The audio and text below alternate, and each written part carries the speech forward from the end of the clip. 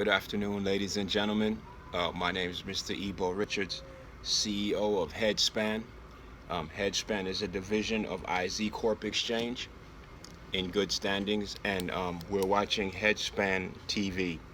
For those of you who don't know, we're just running some pilots on Hejspan TV to get the Hejspan industry, the Hejspan business going. And what the all Hejspan is pretty much is just hedge fund research, because on the exchange there's a few hedge funds that house themselves on the IZ Corp exchange, and there's more to come. There's more business like that's gonna be part of IZ Corp Exchange, which is growing really fast, by the way. So again, my name is Mr. Ebo Richards, and this is Hejspan, a division of IZ Corp Exchange, a division of IZ Corp. We're chilling down here in South Florida, and we're just relaxing in a nice little area. We like to chill out. It's just a nice, comfortable area. We sit outside. There's a nice place. There's a lot of nice areas in South Florida, in Miami, Florida, and it's a big base for investments. So you get to meet a lot of interesting people in the industry, not just hedge funds, but industry. Today we're just discussing consolidation. The base of our consolidation is, your eyes see the opportunity. It's like you see the opportunity, and then your mind comprehends, and then you take action. Pretty much that's what an investment is. And being that the market is consolidating, like you look at big banks, big financial institutions, they're more consolidated than ever now. But as in 2008, when I first got involved with hedge funds, the word on the street was, well, actually I got involved in 2007, but then the crash came in 2008, the financial crisis, if you will, and it came out that there were many that argued that hedge funds were the biggest part of the financial crisis, and that was because of the speed trading thing. There was a lot of myths. So in 2009, I was blessed to go to a hedge fund summit up in Aventura, Florida, and it was really interesting. They had people from McGladrey there. They had a bunch of hedge fund people there. They had the people from West Palm Beach, the hedge funds up there, and the Boca Raton people were there. And they had a lot of third-party administrators and such and such. And the main focus was they were on their way to go to Capitol Hill to lobby, because since a lot of the news and the headlines were coming out, they were going to throw down on the industry, and anyone was welcome to come. And it was a great forum, and it was very educational and informal, and it made me really feel more comfortable in the hedge fund industry, because the hedge funds were not the cause of the financial crisis. And that was a question that was posed to me earlier, and that's why I decided to discuss it here on Hejspan TV for this segment.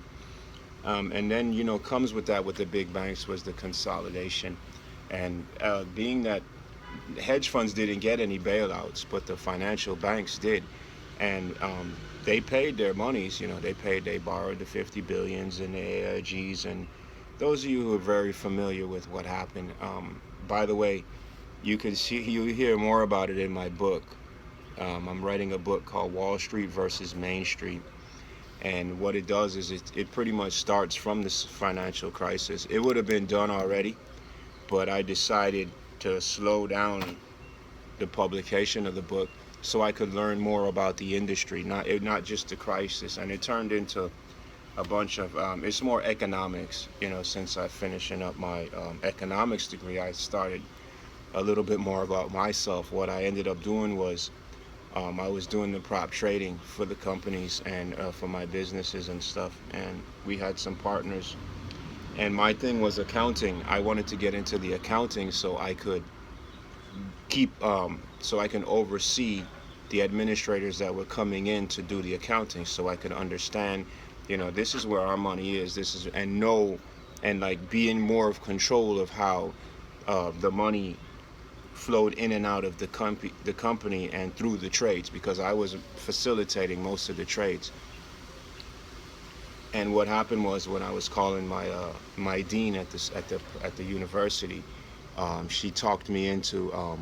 She asked me a few questions, and I told her I traded, and she said, "No, you want to be an economist." So I decided not to be an economist. I told her I wanted to be an accountant, and she spoke with me, and she spoke with me, and after an hour, she convinced me to be an economist. And I had not really heard of an economist. I wasn't really aware of what an economist is or what an economist does. But by the time we got off the phone, I assured her that I was going to go into the economics program. And I think that was the best thing I did for my financial career, because I learned right then and there exactly what was going on with the last administration, and how funds work and the strategies. It really just came to me how the government spends the money, and it's just, I'm really, I was fascinated with markets, but now I'm even thrice as fascinated because of the economics, and it helped me understand the hedge fund world better. So I ended up understanding that when the banks borrowed their money and they got, those were to that was a stimulus for the economy, actually. So you'll see it in the book, Wall Street versus Main Street, and it harks on not just the catastrophe, which is a small part of it, but it goes on to say, the people that invest and the people that don't invest, and like the rich get richer and the poor get poorer, and there's so many aspects of investing. Like sometimes when the market's down, or when like 2008, 2009, 2010 rolled around, if you said investments, people ran out the door. They really looked at you like they were a crow and you were a scarecrow. They really just didn't want to hear anything you had to say. And some people weren't as nice as you think about it, because the way the country was going. But as I started to understand economics, I understand this is an opportunity. It's not a good thing, but for business, it's really, really good for business, because they get to invest and double up and climb back up and watch the growth. And now the growth is just spectacular. That the technologies come on and everything. So the banks are now even more consolidated than they were then before the crisis. And they have more cash and more assets under management and more cash on their balance sheets than they ever had in the history of U.S. Financials. And now that the emerging market scene comes on, you see it's even globally. There's more. They have more money. They are well off. Let's just say they will never have to worry about going broke again. Even if they took on the same risk, even if the same thing happened to them right now, they wouldn't worry about firing people or closing down because they didn't have money to lend. That's just the way the ball bounces. That's the way the cookie crumbles. So we're discussing consolidation. It's expected through the industry, of the hedge fund industry, and the manager is always expected to consolidate and consolidate more and more. And it's just a part of the industry. It's like your shoes and your shoelaces. You tie your shoes. You put on your sneakers, but then you put the shoelaces on to tie them, to make it tight, so you can get a better grip on your shoes. So that's what consolidation is to the hedge fund industries. With that being said, most funds are small. Most hedge funds don't have 100 people working for them like a bank or an investment firm. They're very small. They're very they're a tight-knit association, a tight-knit group. It's always, some are big, but most don't have 1,000 employees and 1,000 offices around the country. Most are small, which is good for people who don't like a lot of attention and a lot of turnover. You're with a hedge fund. You have your manager, you have your offices, your administrators, and all of those are third party. You're not saying, well, here's the headache. We just lost 2 traders, or we just lost some back office people and stuff like that. So that's a good thing about the hedge fund. But yet, with that being said, that's frowned upon in the industry, because small business, small tight knit businesses is frowned upon. People like to see big businesses, especially investors. They like to see big, nice, healthy companies and big neon lights and offices and boardrooms all over the place. And it's not necessarily like that. There's redemptions. Stronger funds, performing funds have redemptions, and they deleverage through management and liquidity. Liquidity. These are things that you would understand, being part of you know understanding consolidation within the hedge fund. And by the way, this is a part one of three segment on hedge fund consolidation in the hedge fund business. Without infrastructures, it's appropriate that it's a different norm.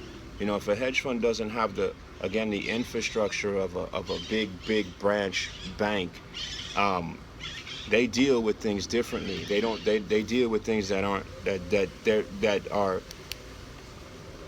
regulated, but they deal things the same way, but they approach it differently. You know what I'm saying? And you just have to be in the business to understand. And part three of this will give you some examples of funds versus big banks and the way they handle problems and look at these. And the ones that don't have the stronger infrastructure are usually they have strong partners. So like their administrators and all, they're like bigger firms than even the hedge funds. But more often than not, the hedge fund manages more money and does more, brings in more revenues than some of the stronger partners. And it depends on what you're doing or how you're connected to the fund.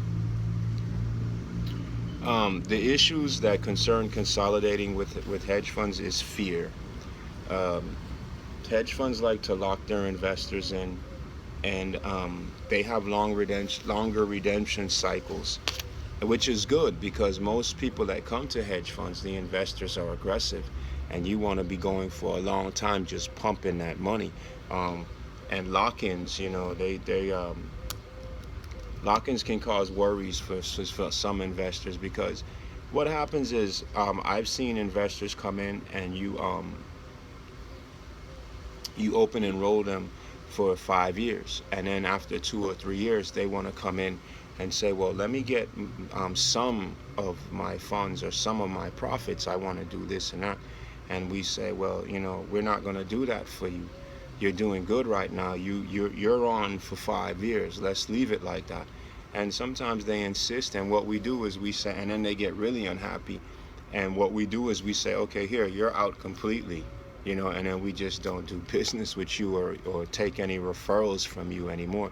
And sometimes they want to stay, but once the manager makes up his mind, he'll sit down and he'll look at it. It might take him a couple of days to do his research and see what kind of people they're dealing with, because when you put on a position and you're getting that money and that volatility's coming your way or whatever it is that he's doing, you come in all of a sudden with your issue or your problem and you upset his rhythm, and then he has to go in and change the strategy and look at things. And sometimes, depending on the weight of the client, the whole strategy will have to be dissolved and the whole fund will have to be dissolved, and then you can go to a fund of fund or something like that. So um, it doesn't work. That's why like we were saying yesterday, the hedge fund people, the customers do very well, even the ones on the IZ Corp exchange, but we don't allow them to come to us. They can come to us and sit down and try to see if and most of the time it's not. You give like twice a year. This is when we're going to open and roll, and this is when I'll take interviews and applications to see if I want to help you make or manage your funds, or look at it or pass it on to a different manager to see if they want to look deeply into you and see if it's even worth our time. um, Sometimes it's not. Sometimes it's not about the money or it's about the profit. It's just sometimes the person or the business.